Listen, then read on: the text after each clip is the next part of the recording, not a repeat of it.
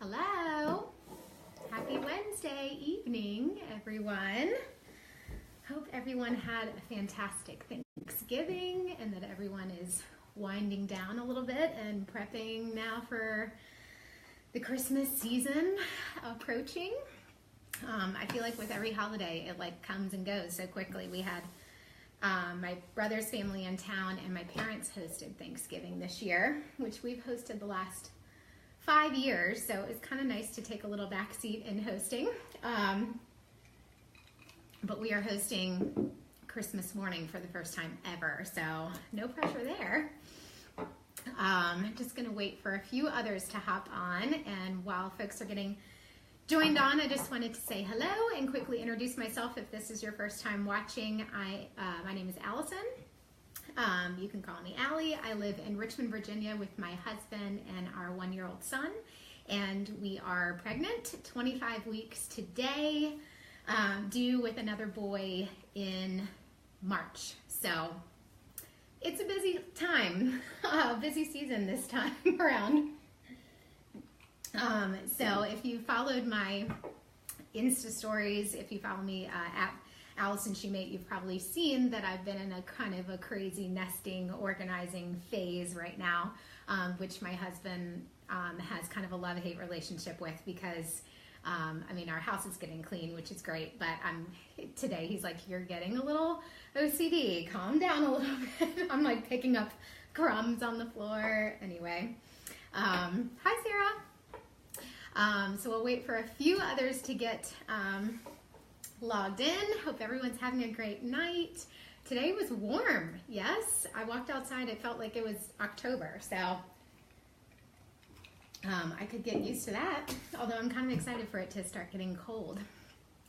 Fire pit season and all that good stuff. So I am in my dining room. I feel like I'm always sitting in my office, so I wanted to switch it up. And last week I did a live episode where I was showing my screen, so I didn't have my face in front of you guys. So I had some Black Friday deals and stuff, so hopefully you were able to take advantage of that. But tonight, I know you guys are busy, so thank you for your time and joining me, whether you're joining live or watching the replay.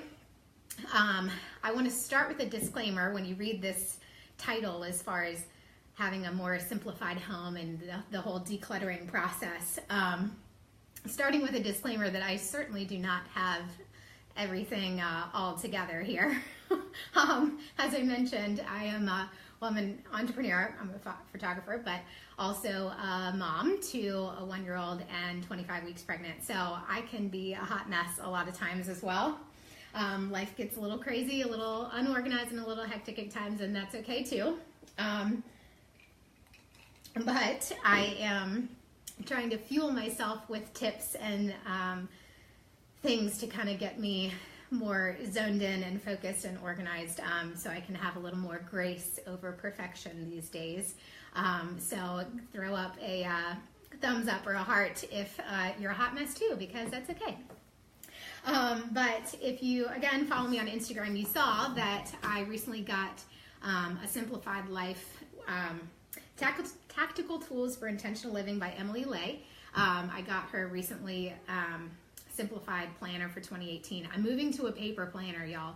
I really hope I can stick with it. I'm really excited about it, but I've never ever done a paper planner since like high school when we had those like paper agenda things for homework and stuff. So if you're a paper planner person, hopefully I can join you, and that I'm really good with keeping up with it. But anyway, this is not a sponsored episode tonight. This is just me fueling you with some tips and tricks that I've kind of learned along the way. I'm about halfway through this book. And no, this is not going to be turning into like a book club down the road where we chat about books that I'm reading. But I feel like the home is a very foundational place for all of us.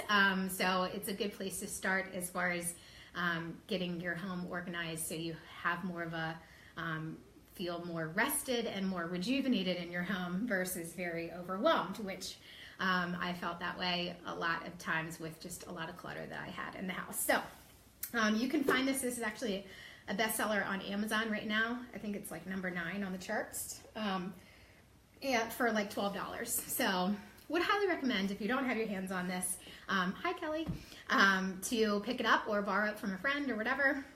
A lot of great tips in here. But in this book, Emily's strategies and kind of systems and methods for permanently clearing the clutter and kind of organizing your priorities, and from home to meal planning, life, faith, and more. So just a lot of realistic, achievable tips in here, kind of bringing more joy and simplicity back into your day so we can kind of be the best versions of ourselves. So today I'm going to highlight chapter 1. A few tips from Emily about having a more decluttered, meaningful home.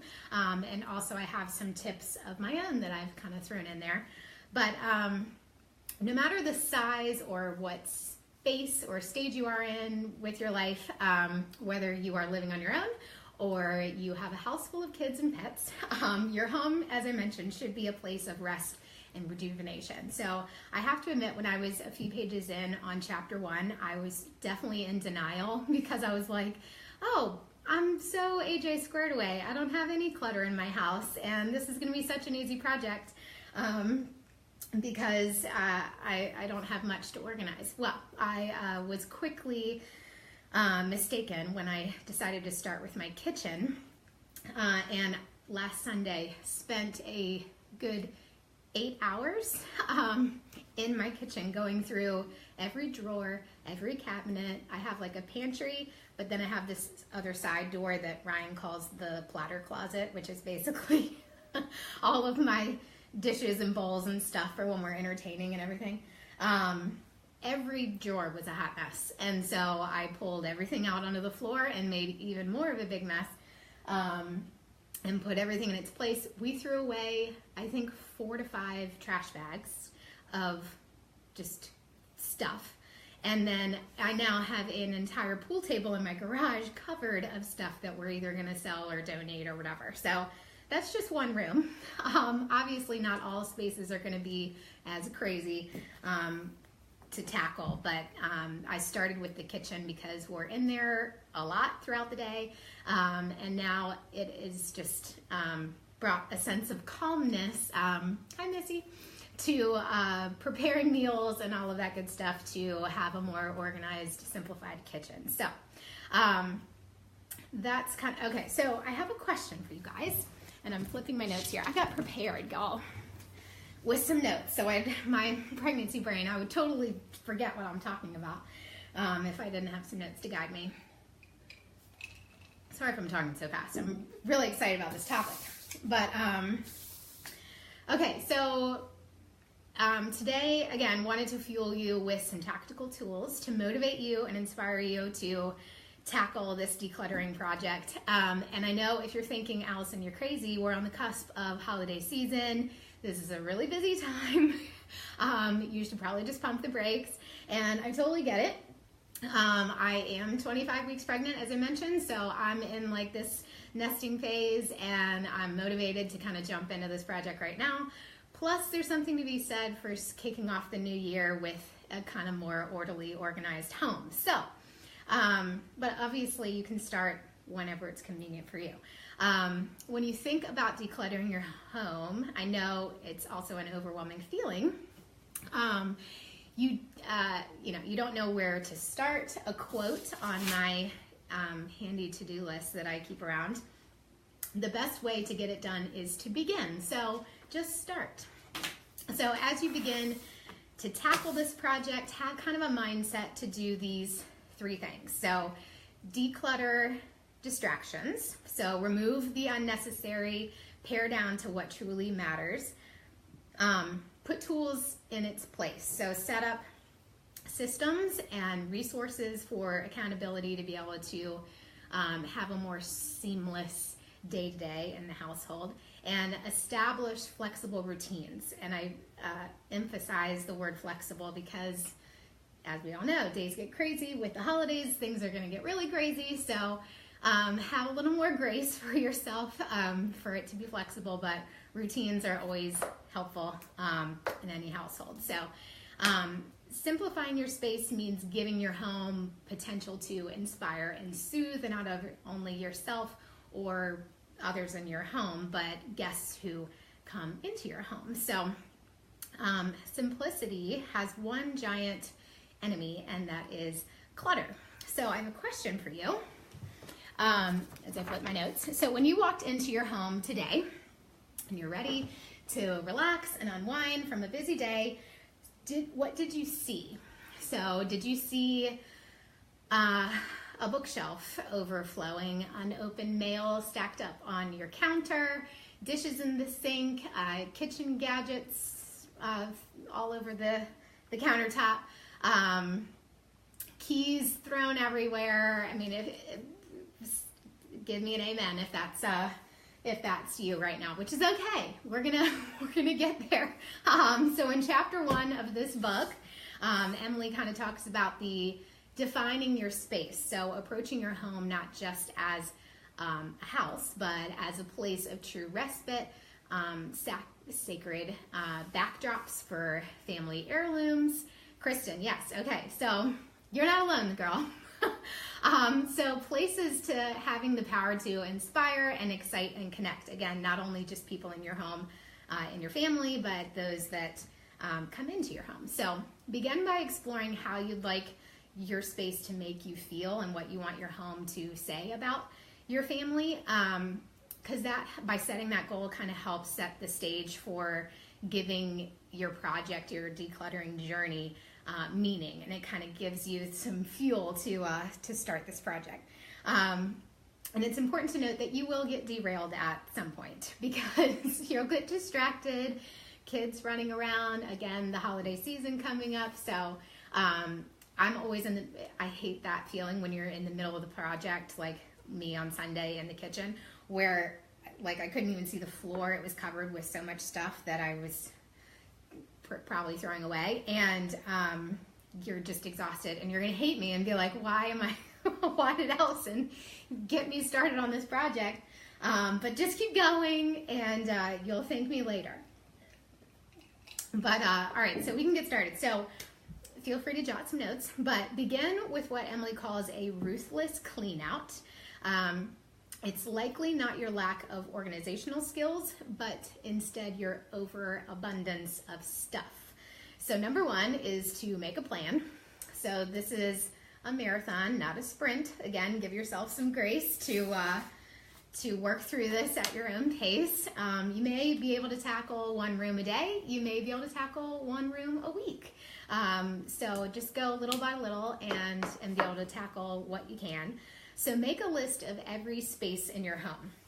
So this includes all rooms, so closets, bathrooms, storage spaces, pantry, linen closet, the hallway coat closet downstairs, all the junk drawers that you're thinking about right now that we all have. So make a list out of all of those. So that's what I did here. If you follow my Instagram, I did a little snapshot of this, and it's not pretty at all. Just a list of all the things in here. So mudroom, playroom, downstairs bathroom, linen closet, office, nursery, attic, garage, car is my last one because there's a ton of junk in there. So be jotting those down right now or after and be thinking about that strategy. Tackle the hardest space first. This will give you the confidence and immediate gratification to keep going. So as I mentioned, I started with the kitchen because it is a space that we use very often, and it was like the most overwhelming just because with all the drawers and cabinets and doors and everything. So I cleaned that out first, and that kind of gave me the motivation to kind of start with the next room and so on. So designate a donate sell area that's ideally out of sight.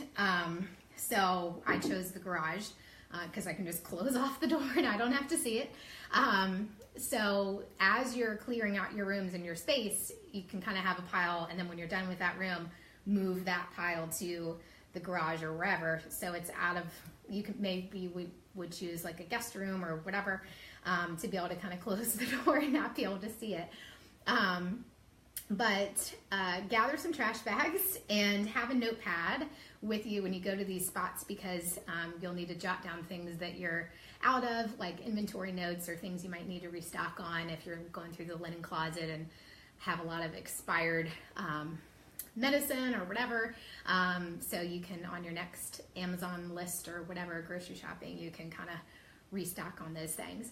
I took it a step further and actually put a garage sale date on the calendar 2 weeks from this past Sunday. So that kind of gave me the motivation to be like, okay, I need to knock all this out and be organized by whatever, and we're going to try to sell off what we can at a garage sale, and the rest will go to Goodwill. So I realized, yes, it's December, and we may not have a huge showing of people at a garage sale in December, but hey, we'll see how it goes. So the next step is just to get started. So to completely clear out the space that you're working on. So clear out, for instance, if you're going through a junk drawer or something like that, empty the entire junk drawer out and then put back just what you need. So only keep what you absolutely need. Get rid of duplicates, outgrown things. Have you used it in the last 6 months? We all have those junk drawers with the batteries, light bulbs, keys, screwdrivers, other random things that are in there just in case, because it's just good to have it there. Just clean it out. Put it in their appropriate spot so you know exactly where you need to go to that one place for that one thing. And create a space for like envelopes, stamps, that kind of thing. Like now what was my junk drawer, which I have some show and tell examples I'll show you. What was my junk drawer right by the phone had like takeout menus in there. Now there's like only 3 things in the drawer, and we now have an envelope labeled tips. So any of that random cash that comes in from like at the end of the day or something will just pop into that envelope. So we always have a little tip jar for when we get takeout or whatever. So something new that we're implementing. We'll see how it goes. Or I'll sneak into the envelope and like go get some shoes or something. I don't know. Well, hopefully I can have enough restraint to not dig in there. But what else was I going to say? Okay, so as you move through this process, it's going to start to feel weird that you have certain drawers and spaces that feel very bare and empty. Like you're going to be like, why on this shelf? I just have one picture frame. It looks so like empty and simple, and you're going to fall into this trap. You're going to want to go to the garage or wherever that room is that you have put your stuff aside to donate or sell, and you're going to want to pull things from that to put back onto the shelf. So don't do it. Embrace the white space. This is the whole point of this whole process. So to simplify and kind of bare all, if you will. So ideas for a more simplified space. So, and feel free to comment if I don't mention something that's a good idea that you're doing. Would welcome an empty drawer. Exactly. So I'm going to show you some show and tell at the end of what the progress I've been making since Sunday, and you will be amazed at the total transformation. So ideas for a simplified space. So place a basket near the front door, or like your mudroom, whatever your main entry, high traffic way is into your home, for keys. So you never lose your keys. You have a spot for your keys. Gather all coats, put them in the coat closet, hall closet, so they're easy to grab, especially with winter season. Put a tip envelope in your takeout menu area, as I mentioned earlier. I think that's a good idea. Put 2 things on your bedside table that make you happy, and a lamp and a clock, and get rid of everything else on that bedside table counter space. So maybe some flowers, maybe a picture frame of your family, and declutter all the rest of the stuff that's probably spare change and random stuff on your bedside table. Restock items in your bathroom. We have like a wholesale section. I'm a Costco lover if you know me at all. So we have a section of like paper towels and toilet paper, whatever, that we kind of like stock up on, so you don't have to just go to the store for that one thing. How am I doing on time? Okay. So So that's a good idea to kind of restock on those things. Have the kids help. So Emily had a good idea in here to put some weekly chores on sticky notes, individual sticky notes, and have them laid out on a table, and you go around the circle, depending on how old your kids are. Michael, unfortunately, can't mow the lawn yet, but his days are numbered. And everyone goes around the circle and pulls from the pile of sticky notes on what chores they want to assign to themselves for the week, so it doesn't all fall on you, Mama. So that was a good idea. Have zones in your pantry for snacks. I don't know why I'm like pointing with this pen. Have zones in your pantry for like snacks and baking section. I'm going to go over a little bit more of that in a second, of what I started in my pantry a little over a year ago that's been really helpful. Missy, okay, good. So zones in the pantry, that's a good idea. Cookbooks, old magazines, spare keys to what? Expired items, old candles, old makeup. Ladies, we can throw this away. Like, I am the worst hoarder of like candles they'll be down to here, and I'm like, I'll save it, and we'll run out of power one day and we'll need a candle. No, like, look, you will always have candles on hand. Get rid of it. I think we threw out like 6 spare keys that we changed locks like 4 years ago, and we have these keys just laying around, so they got tossed. We also do not need 30 coffee mugs, 6 spatulas, and 20 vases. And I'm speaking from personal experience of what I learned about myself this past Sunday. I'm pretty sure I had about 30 vases of like nice tall vases, the ones that you get like on Valentine's Day, and like the short votive ones. And I had to pare down to, I think now I only have 10. But all the rest are out in the garage and ready to go. So I just didn't realize all the stuff that I accumulated in my house over the last 5 years. Fresh flowers in your home or by your bedside table. And Missy, you're watching this. Missy gets fresh flowers every week and has them in her home. They're yellow tulips. Is that what they are? Fresh flowers do wonders in somebody's home. So maybe I should start implementing that, because I don't currently do that. So those are just some ideas. So as far as sorting, storing, and simplifying, so once you've decluttered the home, the hardest part is over. Obviously, you got to find a place to get rid of all the stuff, or selling it, if the budget allows. Yeah, well, you know. So don't get stressed about maintaining the neatness, because it's going to be a lot easier now going forward that you've decluttered a lot of stuff. Have a morning and a bedtime routine. This is something we've been so at nighttime before bed we'll have, I mean, not every night, let's be honest, but it's called, we'll say like a 10-minute tidy, and you put kind of just the clutter away. Put the toys away, the dishes in the dishwasher, so you have a clean sink when you start the day. Empty the trash can, run the dishwasher, so then it's ready to be emptied the next day. I always like fluff the pillows, fold the, we have like a whatever blanket or something on the sofa, so that kind of looks nice and presentable. And kind of straighten the playroom. So it's like, and set up the coffee station if you have a little timer or whatever.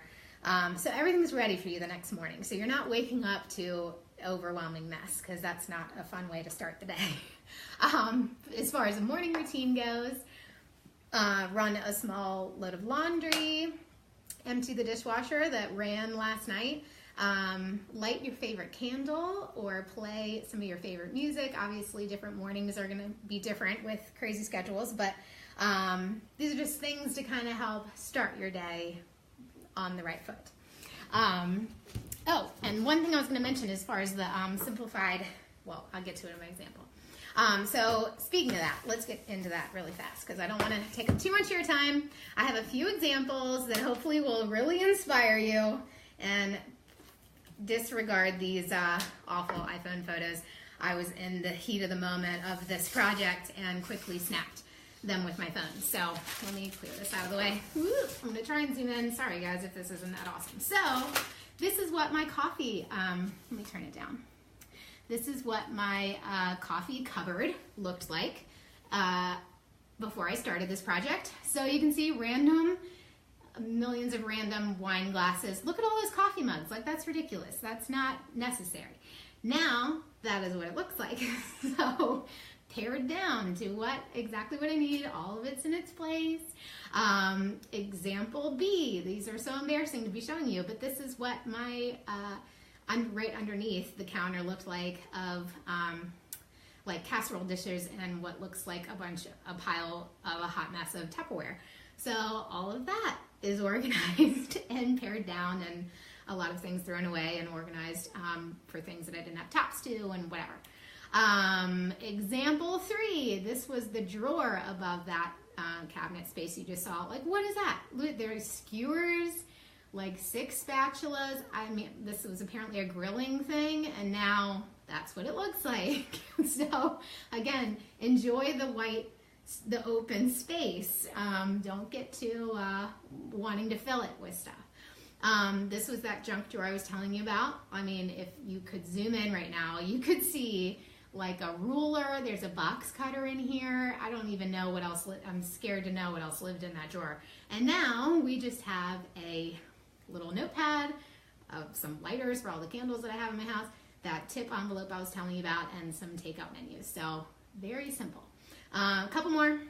Okay, so this is the zones I was talking about. Sorry if you can't really see this.